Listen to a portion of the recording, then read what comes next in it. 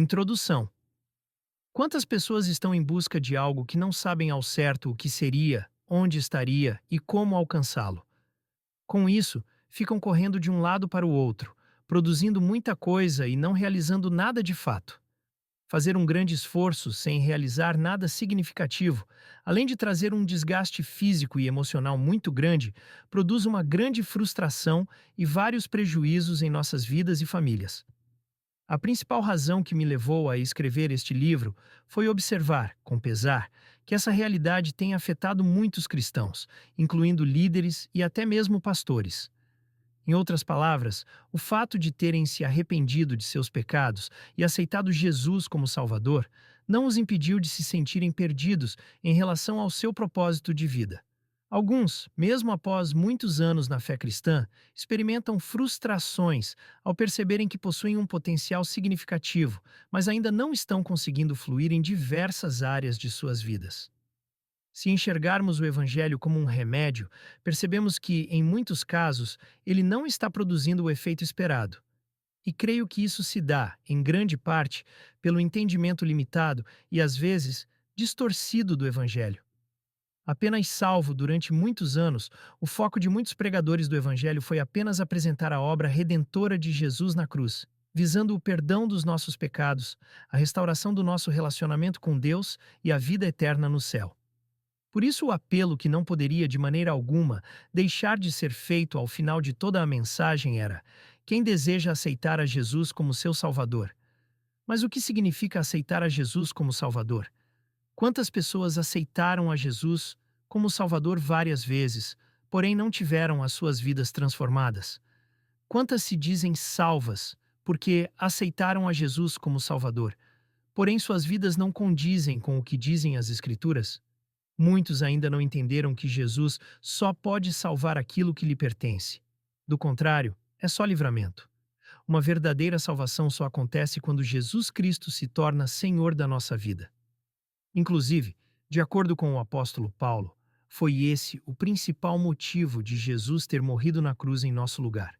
Porque nenhum de nós vive para si mesmo, nem morre para si. Porque se vivemos, para o Senhor vivemos. Se morremos, para o Senhor morremos. Quer pois vivamos ou morramos, somos do Senhor. Foi precisamente para esse fim que Cristo morreu e ressurgiu, para ser Senhor, tanto de mortos como de vivos. Romanos 14, 7 a 9. Ou seja, o que transforma a vida de uma pessoa é a convicção de que Jesus Cristo é o Senhor e que ele morreu na cruz pelos nossos pecados, com o propósito de nos resgatar de uma vã maneira de viver e ressuscitou para nos conduzir por uma nova vida planejada e dirigida por ele. Sendo assim, não podemos querer viver a vida cristã à nossa maneira, pois a vida cristã é uma vida em que Cristo é o Senhor e não apenas Salvador, e os valores cristãos são estabelecidos por ele, e não por quem deseja segui-lo. Por essa verdade não estar clara, muitos estão criando o seu próprio evangelho, a sua própria vida cristã e o seu próprio Deus, não importando mais o que a Bíblia diz, mas o que cada um pensa ou sente. Acontece que toda vez que o homem e o seu bem-estar estiverem no centro do evangelho, já não é mais evangelho, e sim evangelho.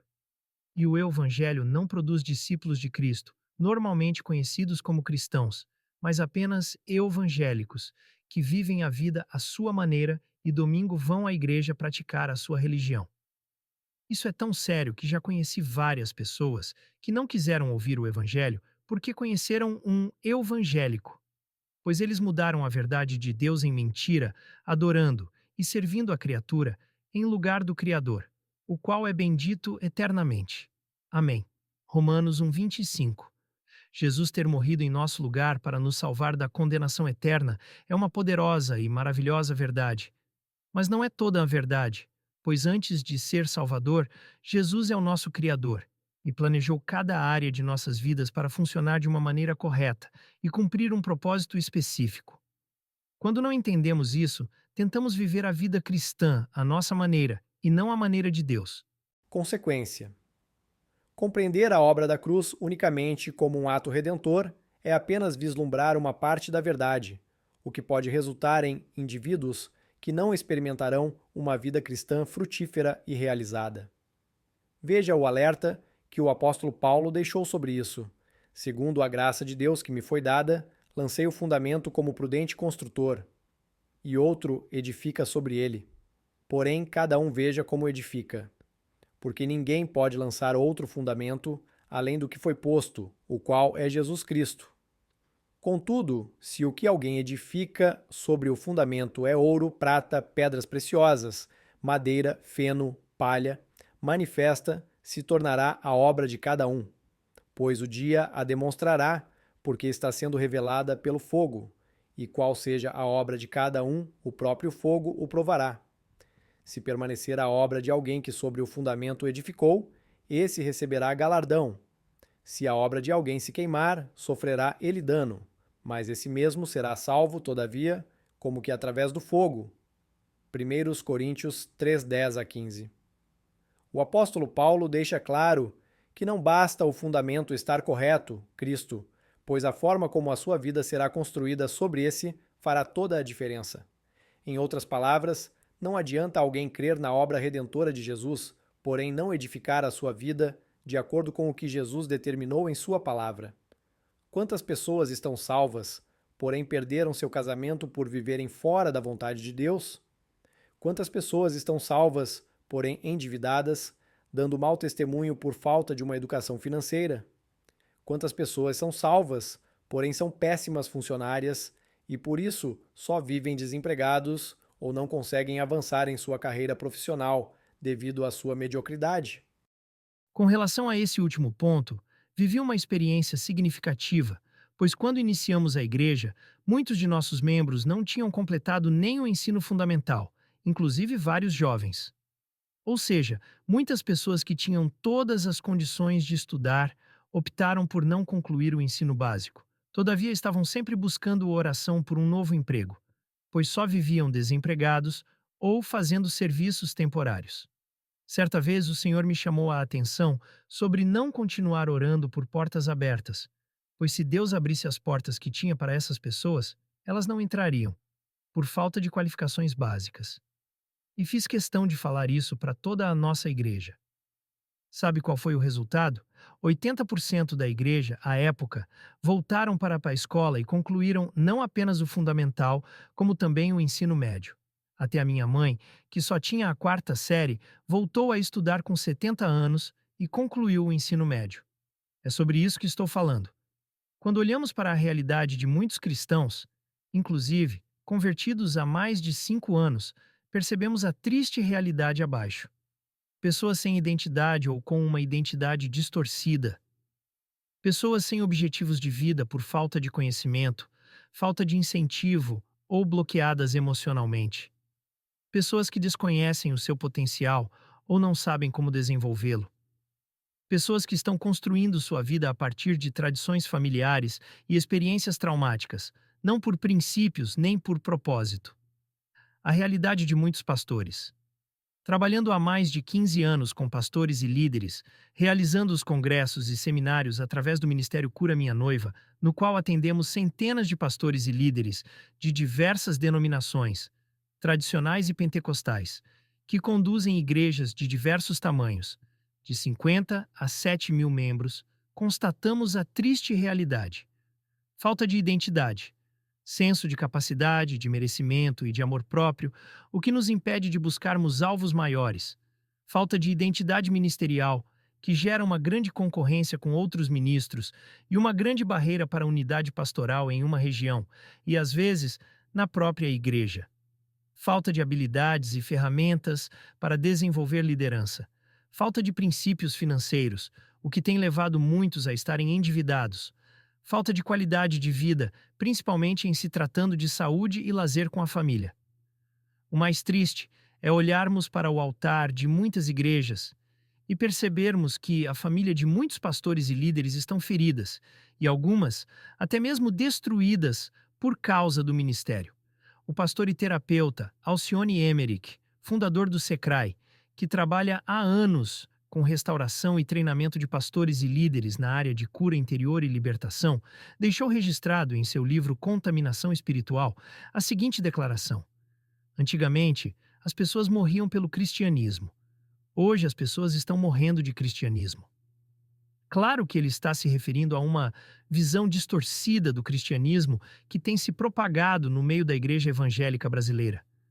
Isso denuncia que, se a questão fosse só aceitar a Jesus como Salvador, todos os pastores e líderes das igrejas estariam rompendo e prosperando, principalmente em sua própria vida e família. Quero que saiba que falo isso com humildade e propriedade, pois depois de 20 anos de ministério, sendo usado para contribuir com a restauração de muitas pessoas, principalmente pastores e líderes, por meio dos eventos do Ministério Cura Minha Noiva, quase perdi o meu filho, meu casamento e sofri um burnout, no qual cheguei a ter pensamentos de desistir da própria vida. Foi quando tive que parar, para ressignificar. Por isso, quero te ajudar a entender que nem sempre a culpa é sua de estar vivendo essa realidade, pois infelizmente, muitos de nós somos frutos de uma visão limitada e distorcida do evangelho que recebemos. Porém, por experiência própria, seja pelas lutas que vivi por essa visão limitada, seja por atender a muitos líderes em todos esses anos, entendi que muitas vezes, para avançarmos em nosso chamado, é necessário realinhar a nossa visão e ressignificar muitas coisas que aprendemos de forma limitada ou até mesmo distorcida. A experiência de Apolo. Nesse meio tempo, chegou a Éfeso um judeu, natural de Alexandria, chamado Apolo, homem eloquente e poderoso nas Escrituras. Ele era instruído no caminho do Senhor e, sendo fervoroso de espírito, falava e ensinava com precisão a respeito de Jesus, conhecendo apenas o batismo de João. Apolo começou a falar ousadamente na sinagoga. Quando Priscila e Áquila o ouviram falar, levaram-no consigo e, com mais exatidão, lhe expuseram o caminho de Deus. Quando ele resolveu percorrer a Acaia, os irmãos o animaram e escreveram aos discípulos para que o recebessem bem. Tendo chegado, Apolo auxiliou muito aqueles que, mediante a graça, haviam crido, porque com grande poder convencia publicamente os judeus, provando por meio das Escrituras que Jesus é o Cristo. Atos 18, 24 a 28. Antes de encerrar esta introdução, gostaria de compartilhar que este livro está profundamente ligado à experiência de Apolo com Áquila e Priscila, mencionada nas Escrituras, em que o texto bíblico descreve Apolo como instruído no caminho do Senhor, eloquente e poderoso nas Escrituras, fervoroso de espírito, falava e ensinava com precisão a respeito de Jesus. Apolo tinha o perfil de um grande ministro devido às qualidades que ele carregava. Tenta imaginar o potencial que ele era a partir dessas características.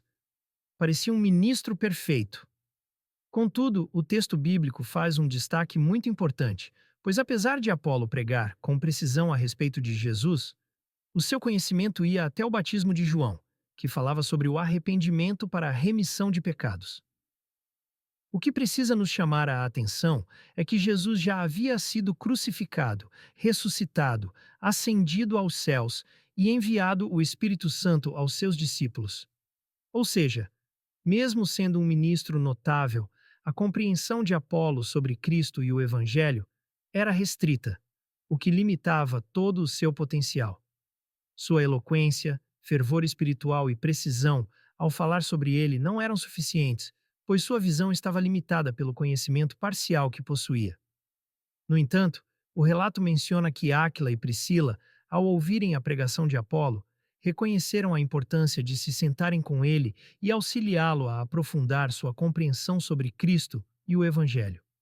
A Bíblia registra que, após essa reorientação, Apolo passou a ministrar com maior autoridade, evidenciando que Jesus era o Cristo. É sobre isso que este livro fala. Sobre a experiência de passarmos por um realinhamento em nossa visão sobre o Evangelho que temos pregado e, assim, compreendermos por que os frutos não têm vindo, mesmo com tanto esforço empreendido. Quero, por meio deste livro, te levar a enxergar por uma perspectiva diferente e mais profunda sobre alguns princípios que, embora já familiares, podem ter sido interpretados de maneira equivocada, restrita ou distorcida, impactando desse modo sua vida, ministério, casamento, outros aspectos e, consequentemente, influenciando a ausência de resultados desejados. Gostaria de apresentar a mesma proposta que o Senhor ofereceu ao povo de Israel através do profeta Jeremias, durante um momento crítico na história daquela nação. Assim diz o Senhor: Ponde-vos à margem no caminho e vede, perguntai pelas veredas antigas qual é o bom caminho. Andai por ele e achareis descanso para a vossa alma. Mas eles dizem: Não andaremos. Jeremias 6,16. Creio que a proposta feita pelo Senhor através de Jeremias é a mesma feita sempre que um medicamento é anunciado. Se os sintomas persistirem, o médico deve ser consultado. Sendo assim, quero te propor uma parada para ressignificar, pois compreendo que, às vezes, para seguir adiante, é crucial reconsiderar o rumo que escolhemos para a nossa jornada. Talvez tenhamos iniciado essa trajetória com base em informações limitadas que nos foram dadas, ou por motivações equivocadas, influenciadas por feridas emocionais, ou ainda por falta de experiência devido à nossa imaturidade. Entretanto, aqueles que já percorreram esse caminho deixaram valiosas dicas registradas. Além disso, há trilhas antigas estabelecidas por Deus que asseguram nos conduzir ao nosso destino. Por isso, vemos na declaração de Jeremias um apelo para um processo de realinhamento e ressignificação que nos levará a agir ou não de uma maneira mais promissora. Por exemplo, ponha-se à margem no caminho, fala sobre reconhecermos que tem algo errado. Por isso, apesar de podermos continuar avançando, é mais inteligente pararmos do que insistirmos em continuar tentando da maneira errada. Vede fala sobre estarmos dispostos a abrirmos o nosso entendimento, até mesmo para que possamos aceitar o fato de que nos precipitamos e escolhemos o caminho errado, e estarmos dispostos a ampliarmos a nossa visão ou enxergarmos de um outro ponto de vista. Perguntai pelas veredas antigas.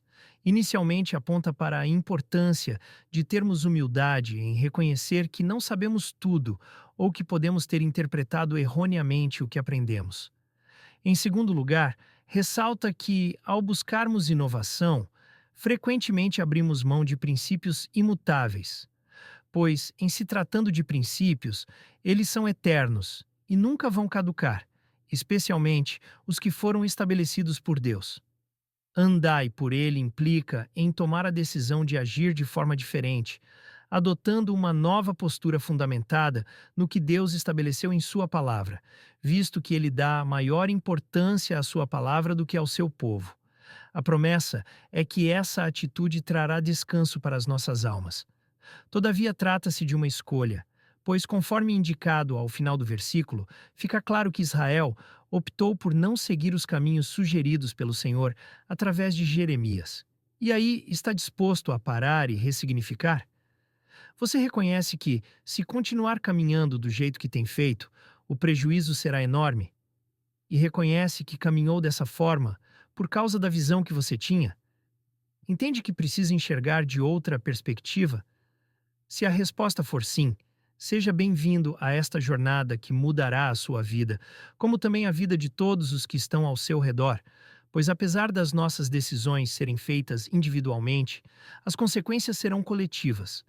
Que o Senhor te abençoe neste processo e te dê a humildade para ser confrontado e a coragem para tomar novas decisões. Quem ignora a razão da sua existência, vira marionete nas mãos do diabo e refém da sua própria ignorância. Márcio Leareno. Capítulo 1. Gente, vou deixar uma dica aqui. Eu não sou, de falar essas coisas, de indicar nada, mas eu fui em todas as palestras desse pastor Márcio Leareno e fiquei impactada como ele fala, como Deus usa esse homem para curar pessoas. Então ele falou do livro, os tópicos do livro, e eu falei, gente, eu tenho que comprar esse livro. E quando ele falou assim, gente, o livro tá ali e tal, pode parcelar de 2 vezes, eu falei, ai Jesus, o livro é muito caro. Aí eu fui lá, toda envergonhada, moço, quanto é? Aí ele falou o valor, eu falei, gente, pro conteúdo que esse livro tem, que foi o segundo livro que mais, assim, eu quero ler na minha vida. Então, quando ele começou a fazer palestra, né, fazer tipo um seminário lá na DCA de toda quinta-feira, falando sobre identidade. Eu fui porque eu fui já no Cura Minha Noiva, né? Lá na igreja também DCA. Foi o dia todo, então foi maravilhoso. Então, quando eu vi que ele era esse pregador em especial, eu fiz de tudo para ir todas as quinta-feiras e eu fui. Ele prega, porém, ele traz conteúdo, ele te dá aula, ele te dá visão, ele te traz realmente para a margem, ele faz você entender muitas coisas. E não é só sobre religião, é sobre tudo, engloba tudo. Então ele começou a falar rápido dos capítulos, eu falei, gente, eu tenho que ler esse livro.